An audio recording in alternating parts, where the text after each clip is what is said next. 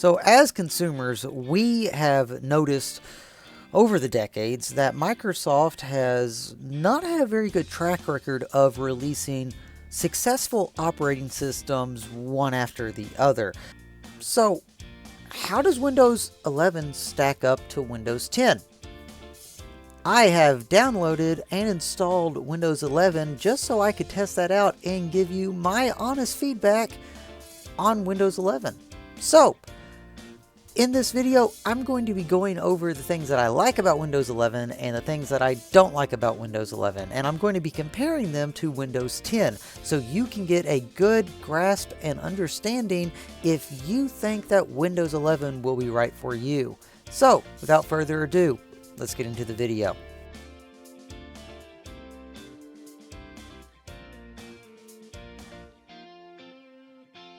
First thing I want to look at is the specs and installation. Microsoft has yet again made their next version easier for new users and more difficult for existing users. First, Windows 11 takes longer to install than any other Windows yet, which is perfectly acceptable. It's a new operating system. I get it. It probably is going to take longer because it's larger. In actuality, it's not. It looks to be about the same size as Windows 10, but it takes much longer to install. Okay, but let's move on past that. Maybe it has online stuff that has to download and so on and so forth. Times may vary. Okay, totally get it. Let's move on from that. The reason why it is more difficult for users who are pre-existing customers is because Windows 11, unlike Windows 10, requires quite a bit of a computer. If you had a Windows 7 machine, you could upgrade to Windows 10 for free. No problem. And even if you had an XP, upgrading it to Windows 7, you theoretically, if you had a 64-bit system, could also, with a little bit of tweaking, install Windows 10 on an XP machine. And it would run perfectly fine. It would be a little bit slow, but it wouldn't be bad. Well, Windows 11 has quite a bit of difference with the requirements. First off, you need a minimum of a 2-core processor or a dual-core processor, which in today's time is not uncommon, very easy to come by, and I totally get where they're coming with that because you need more power. It actually runs best, from my testing and experience, with a 8-core processor, but a 4-core or quad-core works good too. Next is a requirement of 4 gigs of RAM, which also is not that big of a requirement. However, 4 gigs of RAM is literally the bare bones minimum. Whenever I was testing out and running with the bare minimum of 4 gigs of RAM, I actually found out that it ate up 63% of the memory just to run the operating system. That is not having anything else up and going. 63% of that is just to run the operating system. That means that you only have 1 gig of memory free to run anything else. And in today's time, that's nothing. That literally leaves you nothing left over. So maybe 1 web browser, if that. So if you're going to be using a Windows 11 machine, you're going to want to have at least 8 gigs of RAM. 4 gigs is the minimum requirement, but with 4 gigs, you're not going to be able to do anything with it.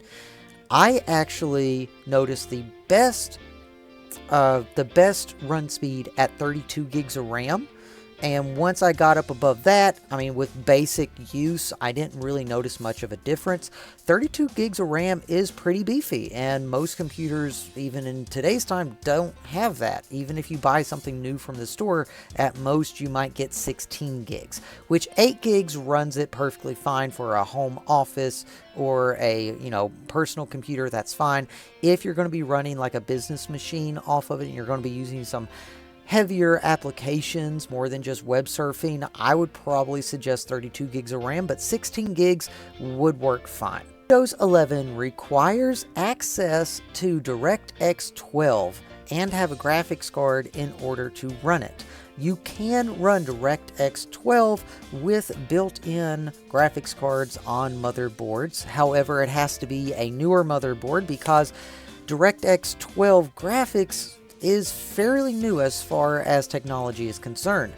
And that is going to be difficult for users with pre-existing machines because, like I said, you could take a really old machine as long as the specs lined up and you could upgrade it up to Windows 10 without a problem. Windows 10 did not have this requirement. Windows 11 does. The latest Xbox, these are the same specs that run on it. Why is that important? Because Microsoft is trying to make cross-platform with their video games and have Xbox Live available on a computer, which means basically you have to have a computer that is as powerful, if not more powerful, than the latest video gaming console, which they can buy at a very low price to manufacture and create. And if you were going to make a computer that had those exact specs, you're going to be spending a lot of money. Even if you buy a pre-assembled computer, you're looking at spending anywhere between $300 to $2,000. $300 being the bare bones base model Windows 11 machine that probably won't run very well, up to $2,000, which is still something that is barely better than an Xbox One. So why?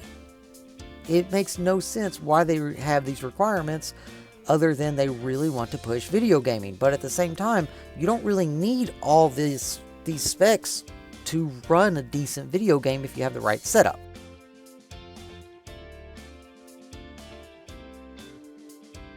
Next, let's talk about the visuals. The visuals are awesome. Like, there is no doubt in my mind this is by far the prettiest, most aesthetically pleasing Windows operating system that Microsoft has ever produced. There are more customization available. There's so many more color schemes. There's different things you can do with it. It looks very clean. Looks extremely clean. And if you are somebody who is really big into design, big to sleek design and look and feel, you're going to love this. This is fantastic. It's extremely lavish and looks really good.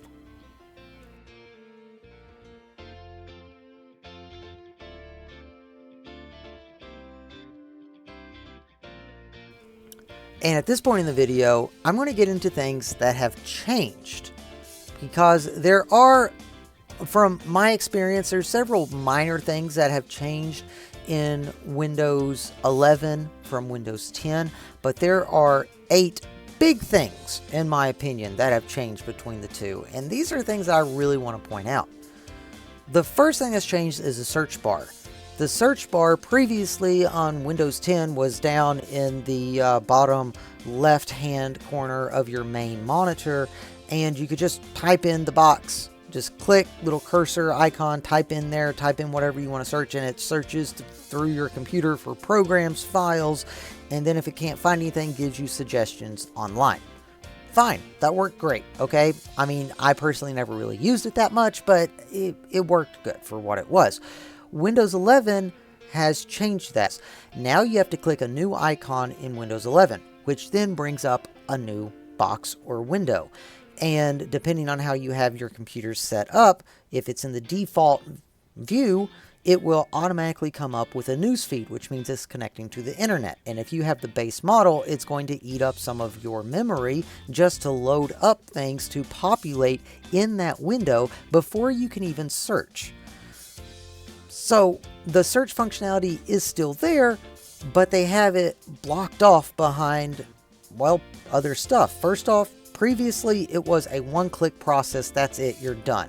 Now it has changed into more of a 2 to 3 click process, where first you have to click on the search, then you have to wait for it to populate, then you have to wait for the ads, then you click on the search bar itself, and then you start typing to find a search. So really, it's become more complicated for no reason. So that was the first major change that I noticed inside of Windows 11. The next major thing that I noticed was the command prompt. CMD is no longer the default command prompt. Now the default command prompt is PowerShell. However, they have renamed PowerShell. PowerShell is no longer PowerShell. It is called the Windows Terminal. However, whenever you open up the Windows Terminal, it still says PowerShell. So, I mean, PowerShell, it's better than CMD. I'll give you that. It is. It's just different. And not only that, PowerShell has a lot more you can do with it than the command prompt. And a lot more dangerous stuff too. So I don't quite understand why they made the transition, other than they just wanted it to look more like Mac. That's it. That's really all I can come up with on that. And to that point, I don't understand why Microsoft wants to look like their competition, considering that their competition only takes up 3.5% of all operating systems in the world. Microsoft is dominating by a lot. Like, Microsoft grand total has 90% of the world's operating systems using Windows. 90% of all computers are using a version of Windows. That's insane. Why then is Microsoft trying to target the 3.5% of the world that's using Apple? The next big thing that has changed is the file structure, and Microsoft made a big deal about this early on whenever they were announcing Windows 11. The file structure, they said, was going to change and look more like Mac. Again, don't understand why, but okay. Well, in actuality, the file structure has stayed virtually the same. The only difference is the look. It is now hidden behind some graphical interfaces that were not really there before. It makes it look prettier, but all the file system and structure is laid out exactly the same as it was in Windows 10. So if you're used to actually browsing through files and things like that, you'll be right at home. The only difference with that is they have changed the spacing in between the folders and files whenever you go and browse. They've actually almost doubled the distance in between the folders and files. It honestly reminds me of Windows XP back in the day, where they had those really big sections in between the folders and they didn't adjust for the icon width and things like that. The reasoning behind of it is because they want to make it easier for people with touch screens to select the correct folder or file. Totally get that. But what about the people that's using a mouse? You have just limited the amount of things that I can see on a screen.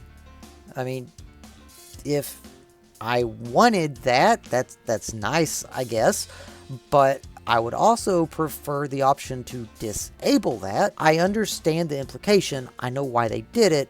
I just don't understand why they don't have an option to undo it. Very simple fix, in my opinion. Don't understand why that's not there. The next big change is the taskbar. The taskbar is now aligned in the center of the screen. But unlike the distance between the files and folders, you can change this. You can change this back to the left. And frankly, I mean, it doesn't really bother me. It looks fine. It looks good. It's centered up. Yeah, it looks more like a Mac, whoop-de-doo. But it's not bad, and you kind of get used to it. The fifth change, and this is something I've already touched on, is the themes. You have light themes and dark themes, and you can customize the themes, and it makes it extremely easy to customize themes and make even custom themes. And yes, you could do that before. Not saying you couldn't. You could do that all the way back in Windows XP. However, it was way more difficult to do that. So it's easier for new users coming in to be able to modify their machine to make it look more like what they want. And that's really neat, really cool stuff. And it also helps people who are veterans with computers, because if you've ever done a custom theme with an older operating system, it's a pain in the butt. And this makes it a lot easier.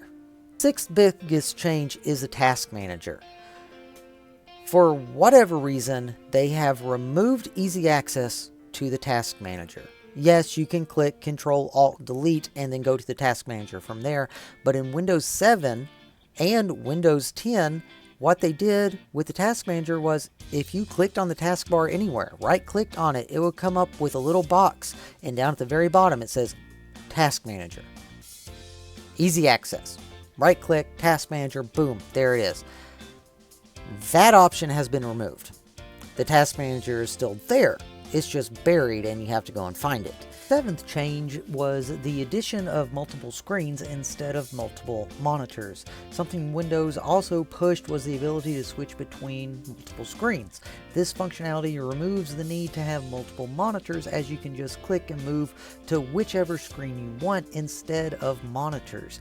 This is great for people who want to limit their desktop space but yet still have the functionality of having multiple monitors. However, you also run into the issue that you have with multiple monitors, where if you open up a folder that is already opened or a file that's already opened, it will not populate on the new monitor. Instead, it is on the pre-existing screen.